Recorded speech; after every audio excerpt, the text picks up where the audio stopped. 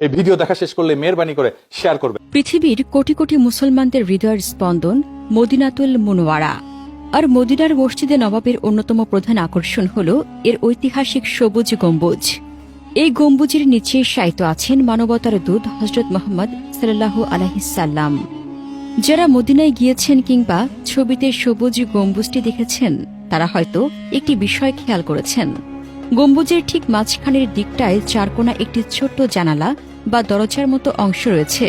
হঠাৎ করে দেখলে যে কারো মনে হতে পারে এটি হয়তো গম্বুজ পরিষ্কার বা মেরামতের কাজের জন্য রাখা হয়েছে, কিন্তু ইসলামের ইতিহাস ঘাঁটলে জানা যায় এই ছোট্ট জানালাটি আজ থেকে প্রায় 1400 বছর ধরে এভাবেই খোলা রাখা হয়েছে। এর পেছনে লুকিয়ে আছে এক অবিশ্বাস্য অলৌকিক ঘটনা এবং ইসলামের এক চরম ক্রান্তিকালের ইতিহাস। ঘটনাটি আজ থেকে প্রায় 1300 বছর আগের। দ্বিতীয় খলিফা হযরত ওমর রাদিয়াল্লাহু তাআলা আনহু-এর শাসনকালের পরবর্তী সময়ের কথা। হঠাৎ করেই মদিনার বুকে নেমে আসে এক ভয়াবহ দুর্যোগ। মাসের পর মাস কোনো বৃষ্টি নেই। তীব্র অনাবৃষ্টির কারণে মদিনা ও এর আশপাশের বিস্তীর্ণ অঞ্চলের পানির উৎসগুলো শুকিয়ে যেতে শুরু করল। চারিদিকের ফসলি জমি ফেটে চৌচির হয়ে গেল। তীব্র গরমে ও তৃষ্ণায় মানুষ হাহাকার করতে লাগল। মাঠে চড়ে বেড়ানো গবাদি পশুগুলো খাবার ও পানির অভাবে একের পর এক মারা যেতে লাগল।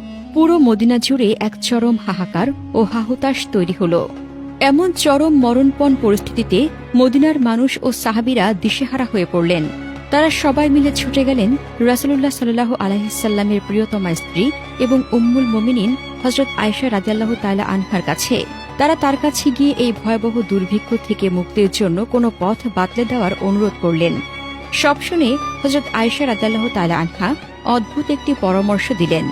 তিনি বললেন, তোমরা আল্লাহর রাসূলের রওজা মোবারকের ঠিক উপরের ছাদের দিকের অংশটি এমনভাবে খুলে দাও যাতে রওজা পাক এবং আকাশের মাঝখানে কোনো পর্দা বা আড়াল না থাকে, অর্থাৎ রওজা মোবারকের উপরের ছাদ যেন সরাসরি আকাশের নিচে উন্মুক্ত হয়ে যায়।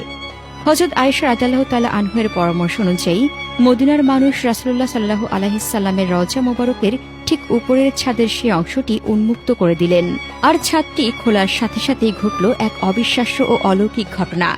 রওজা মোবারক সরাসরি আকাশের নিচে আসতেই মদিনার আকাশ মুহূর্তের মধ্যে কালো মেঘে ঢেকে গেল। মেঘের গর্জন শেষে শুরু হল মুষলধারে বৃষ্টি। মদিনার বুকে এত অঝোরে এবং দীর্ঘ সময় ধরে বৃষ্টি হল যে চারিদিকের মরা ও শুকনো মাটি আবারও সতেজ ও সবুজ হয়ে উঠল। তৃষ্ণার্ত মানুষ ও গবাদি পশুরা প্রাণ ফিরে পেল। সে বছর বৃষ্টির কারণে ফসলের ফলন এতটাই বেশি হয়েছিল এবং গবাদি পশুগুলো এত পুষ্ট হয়েছিল যে ইসলামের ইতিহাসে সেই বছরটির নামই হয়ে গিয়েছিল আমুল ফাতাক বা প্রাচুর্যের বছর।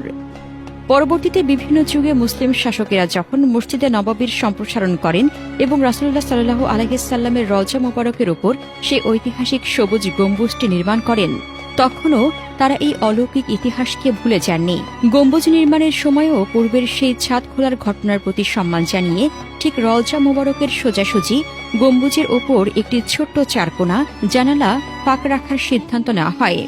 যুগের পর যুগ পার হয়ে গেছে, অনেক রাজবংশ ও শাসকের পরিবর্তন হয়েছে, কিন্তু গম্বুজের সেই চিরচেনা জানালাটি আজও ঠিক একইভাবে খোলা রাখা হয়েছে।